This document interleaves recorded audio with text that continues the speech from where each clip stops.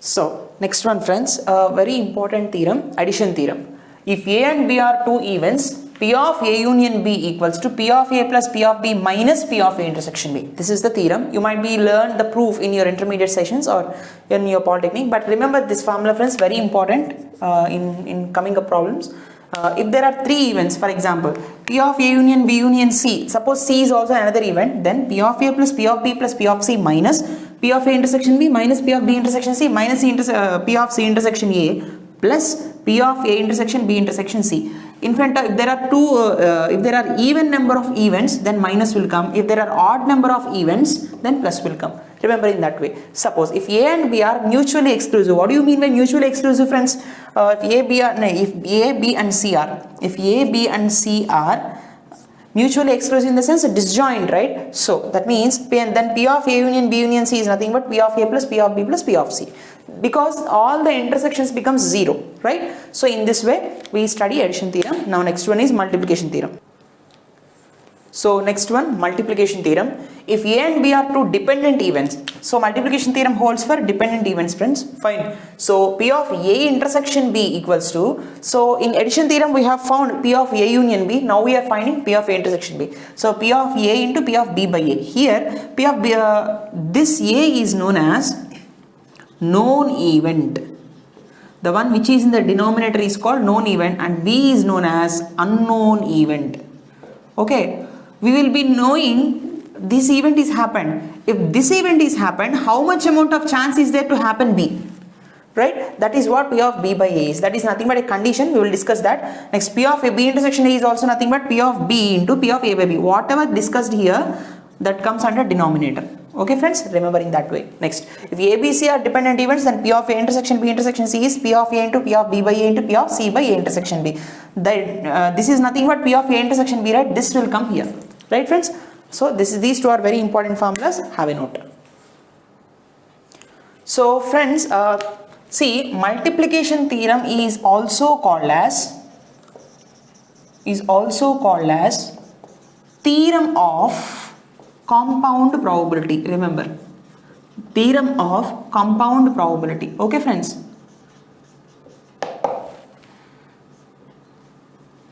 Theorem of compound probability. Now see friends, other important thing. Now let us see about the 52 cards concept. Suppose I have 52 pack of cards. 52 cards, suppose I have a pack. In that pack 52 cards are there. So in this 52 cards I will be having 26 red cards and 26 black cards, right? So in this 26 red cards I will be having 13 diamond and 13 heart, right? Next, in this 26 black cards I will be having 13 club and I will be having 13 spade, right? So these are the things I am going to get. What are these 13 friends? 13 is nothing but A's, 2, 3, 4, 5, 6, 7, 8, 9, 10, J, Q and K. These are the 13 one. Right friends, suppose he might have asked questions. Probability of kings. How many kings are there out of 52 cards? Total number of cards is 52. Out of 52, how many kings are there? So there are, here in this diamond one king is there. In this diamond, in this heart one king is there. In this club one king is there. In this spade one king is there. Like that 4 kings are there. So 4 by 52, that is nothing but 1 by 13. Next, probability of diamonds. How many diamonds are there out of 52? Only diamonds are 13 diamonds are there. So 13 by 52, that is nothing but 1 by 4 friends. Suppose, what is P of K by D friends? If it is a diamond, how many kings comes from diamond? So how many diamonds are there? Completely 13 diamonds are there here. So if it is a diamond, how many kings comes? Only one king, right? Only one king is there in the diamond. Suppose if P of K, D by K, what is this value? That is a king. How many kings are there? 4 kings are there. Only 4 kings. And what is the probability of getting that king to be diamond? Is nothing but only one diamond king, right? So 1 by 4. So in this way we will see. And suppose friends, let us say P of D intersection K, that is nothing but P of D into P of K by D, right? So what is this value? P of D, tell me what we have calculated. P of D is nothing but 1 by 4, right friends? So 1 by 4 into what is P of K by D is 1 by 13. It's nothing but 1 by 52. Am I right? Next, P of K intersection D. P of K into P of D by K. Yes or no?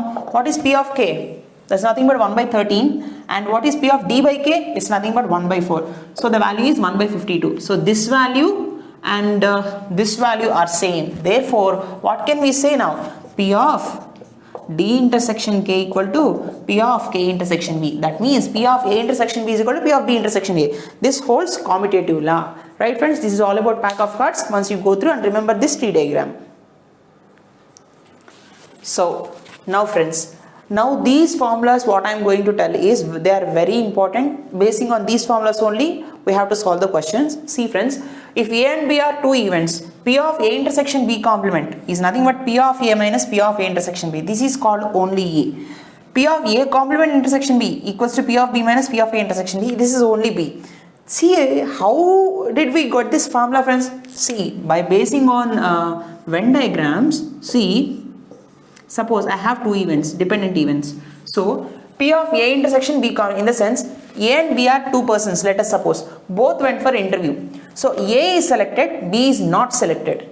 That is called only A. Only A is selected in the interview means we have to apply this formula. P of A intersection B complement. P of A minus P of A intersection B. That is nothing but P of A. This is P of A intersection B, right? This is P of A intersection B. This is nothing but P of A. This is the entire circle is P of A. From this P of A, we are subtracting this part. That means we are going to get only this part. This is only A. Fine.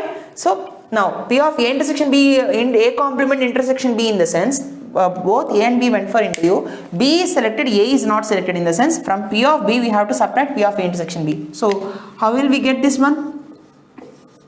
So this is P of B.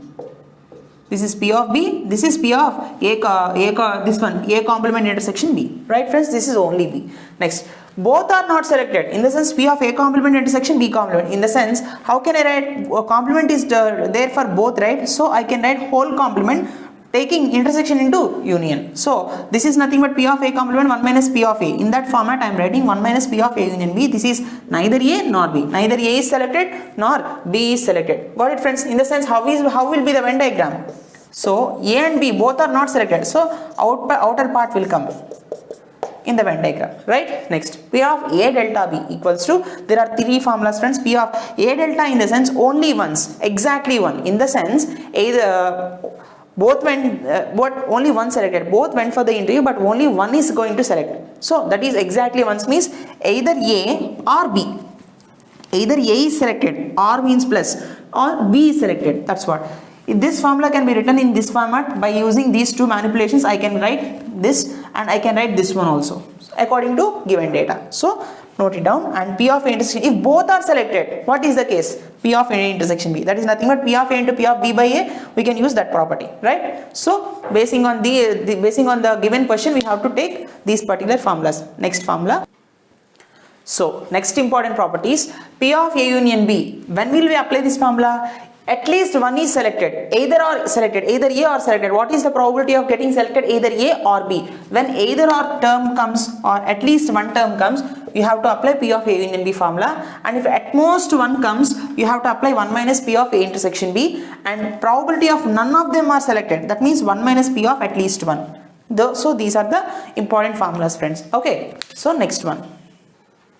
Next friends, important formulas. So far we have discussed about the formulas for dependent events. Now let us discuss the formulas for disjoint events. See friends, first one, P of A complement intersection B. It is nothing but P of B. There is also nothing but minus P of A intersection B, right? For disjoint event, P of A intersection B is 0. That's why P of B. That's all. Here also P of A intersection B complement is nothing but P of A. Next, when both are not selected, P of A complement intersection B complement is equals to 0. Okay, next one, P of A delta B, it gives P of A plus P of B, that is nothing but 1. Okay friends, remember in disjoint event P of A delta B is equal to 1. Next, P of A by B is equal to 0. Okay, so these are the important formulas for the disjoint event.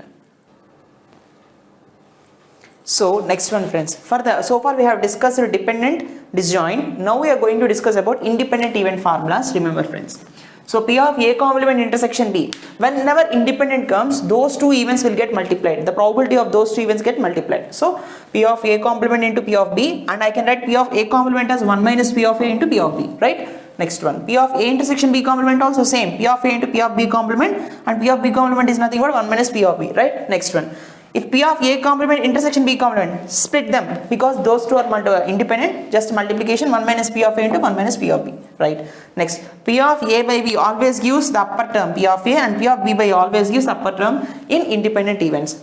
Okay friends, next, if A, B, C are independent, then P of A union B union C equals to, remember this formula, 1 minus P of A complement into P of B complement into P of C complement. Okay friends, these are the main important formulas. Basing on these only we will solve the problems. Okay. Okay friends, another important property is P of A complement by B. See, whenever there is a division here, known and unknown events, so first of all you have to do in the numerator both intersection of both these terms divided by the denominator term. Right friends, remember that. So P of A complement by B is nothing but P of A complement intersection B by P of B. And how can we write this? This is nothing but only B, right? Only B case is nothing but P of B into P of B minus P of A intersection B, right? This is nothing but only B case. So P of B minus P of A intersection B we have already discussed, divided by P of B. When we split this, 1 minus P of A intersection B by P of B, right or not? So how can I write this again? This is nothing but P of A by B, right? So P of A complement by B is nothing but 1 minus P of A by B. Remember that. And when I take this to right hand side, how can I will get P of A complement by B plus P of A by B is nothing but 1. Remember this friends. And these two are called mutually exclusive events, right? And these two should be mutually exclusive, and these two should be same. In numerator should be complement should be there, and in the denominator both same events should be there. So remember, next, P of A by B complement. Same friends. First we have to do intersection in the numerator, and denominator term will come downwards. P of A intersection B complement divided by P of B complement. Now this is nothing but only A, right? So P of A minus P of A intersection B complement divided by 1 minus P of B, and here P of B should not be equal to 1. This is the case. If it is 1, denominator becomes 0, then it is indeterminate. Now P of A complement by B complement. Now same, intersection by P of B complement minus. How can I write P of A complement intersection B complement? 1 minus P of A union B, right? We have already discussed, divided by 1 minus P of B. Here P of B should not be equal to 1. So these are the important things, and remember this one very, very important. And now next move to Bayes theorem. So listen friends, Bayes theorem, very important theorem.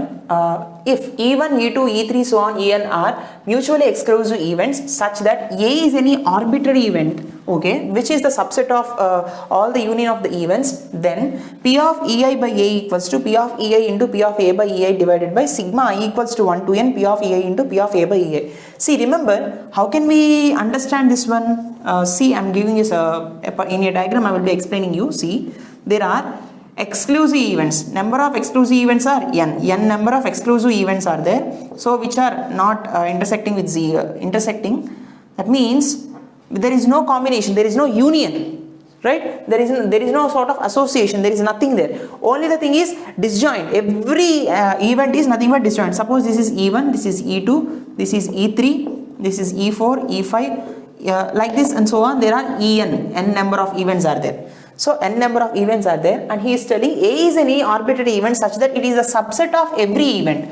That means A is an event which is a subset of every event. There is another event A, it is including in every event, right? So A is nothing but this part, this part, this part, this part, the combination of all the union parts. If we join together, then A forms, right? So if I want A, if I want to take out A, so from a particular event it will come. So what I need is, what does Bayes theorem is telling is, so this is the known event, this is the unknown event, A from Ei.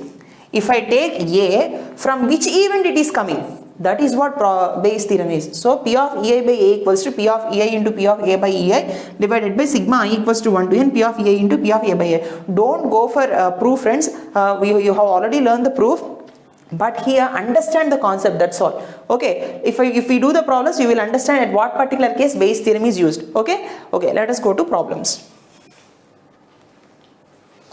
So a small concept, friends. Suppose I have a coin. If I toss, how many results I will get? 2 results I will get, tail or head. If I have 2 coins, how many results I will get?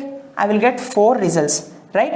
If I have 3 coins, I will get 8 results. In the sense, see friends, if I have 2 coins, I will getting results 2 power 2. If I have 3 coins, I will get the results 2 power 3. In the sense, this 2 represents, what is this 2 friends? This 2 represents result, tail or head. This 3 represents number of coins we have tossed, right? So if I toss n number of coins, 2 power n results are there. This represents number of coins and 2 represents results. Okay, in the same way, this also applied in dice also. If I draw one die, 6 results will be there. 2 dice, 6 square results. 3 die, I will get 6 cube chances, and if I roll n dice, 6 power n results will be there. Number of coins and 6 is the results obtained in the die. Okay, in this way you just remember this. Okay, so first question, let us see the problems. Okay, see friends, one of the basic questions in probability. 3 coins are tossed at a time. Find the probability of getting at most 1 head, at least 1 tail, at least 1 head, and at most 1 tail. See, for these type of problems, I will be telling a small shortcut. Listen to that shortcut. Apply to that shortcut to any sort of problem. Okay friends, listen to it carefully. I am not going to traditional or conventional methods. Let us see the shortcut, how to use combinations here, right? Okay, fine. See, what he has asked, 3 coins are tossed. If a coin is tossed, definitely either head or tail. That is the result, right? So head is the result or tail is the result. Okay, fine. 3 coins are tossed. If 3 coins are tossed, if 3 coin toss are tossed simultaneously, no head will appear one time. 1 head will come, 2 head will come, or 3 heads will come, right? 3 coins, 3 heads, 3 coins, 2 tail, 2 heads, 3 coins, 1 head, 3 coins, no heads. These are the possibilities, right? So if 0 heads are there, compulsory 3 tails are there, right? 0 heads means all are tails, so 3 are tails. If 1 head means 2 tails are there. If 2 heads means 1 tail is there. If 3 heads means 0 tails are there. Am I right or not? So in this case, what is these 2 values? So 3C0, it's nothing but NC0 value is 1. NC1 value is NC1 value is 1. So 3C1 is nothing but 3. So 3C1 value is nothing but 3. This also value is 1. So what is the total value? 6 plus 1 plus 1, 8. So sample space. This is the total probability, right? So now, so the total number of outcomes is equal to 8 outcomes are there. Now what he has asked, at most 1 head, at most in the sense less than or equal to, at least in the sense greater than or equal to. Remember, okay, at most 1 head he is asking, less than or equal to 1 head, less than or equal to 1 head in the sense these 2, right? Less than or equal to 1 means 1 and 0. 1. So how many possibilities are there? 3 plus 1, 4. Out of 8, 4 possibilities are there. Nothing but 4 by 8 in the sense 1 by 2 is the answer. So the answer is 1 by 2 here. Okay, at least 1 tail he is asking. At least in the sense greater than or equal to 1. So in tails combination, at least 1 tail in the sense 1, 2, 3. So these are the possibilities. So 3 plus 3, 6 plus 1, 7. Nothing but 7 out of 8 possibilities. 7 by 8 is the answer. If you understand this shortcut, friend, easy to write this, right? No need of going for traditional methods. Okay, fine. At least 1 head and at most 1 tail. Here he has asked these 2 and combined. See, at least 1 head is asking and he is asking, and means intersection, right or not? Means, so once look at this. So what he has asked, at least 1 head, at least in the sense greater than or equal to, at least 1 head in the sense 1 head, 2 head, 3 heads. So at least 1 head. Next one, at most 1 tail in the sense less than or equal to 1. These 2, right?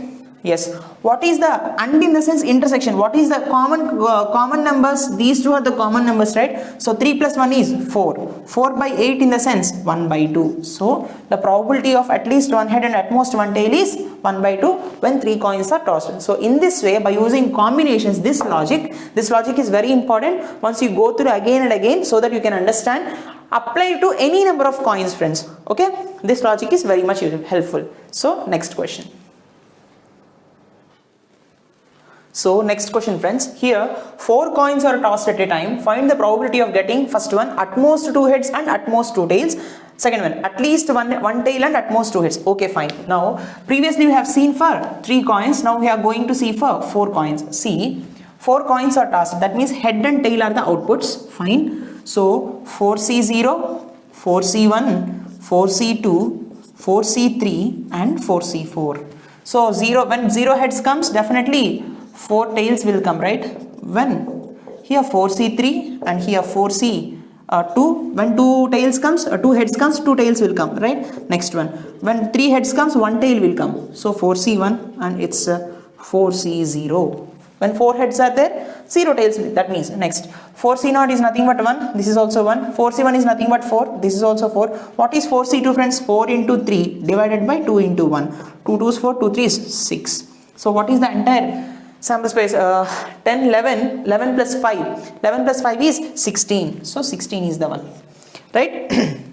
So now first thing, at most 2 heads and at most 2 tails. At most in the sense I have already told you, less than or equal to. Less, right? Less than or equal to 2 heads in the sense, what is the concept of less than or equal to 2 heads? Here heads less than or equal to 2 heads in the sense these 3, right? Including 2, 1, 0. Fine. Next, at most 2 tails in the sense at most less than or equal to 2. Again these 3. So what is the combination here? And means intersection. So what is the common part in these two? 6, right? So 6 divided by 16, that is nothing but 2 3s are 6, 2 8s are 16, 3 by 8 is the answer for this question. Fine. Next one, at least 1 tail. What he has asked now, second question, at least 1 tail. At least in the sense, at least means greater than or equal to, right? At least in the sense, at most in the sense less than or equal to, at least 1 tail. So tail is at least 1 tail in the sense these 4, right? Next, at most 2 heads in the sense less than or equal to 2 heads, right? What is the combination friends here? Here also he is asking and, right? So what is the combination? These 3 are the common parts. So 10 plus 1, 11. 11 by 16 is the answer. So 11 by 16. So in this way we will proceed further. So I hope you understand. Next question.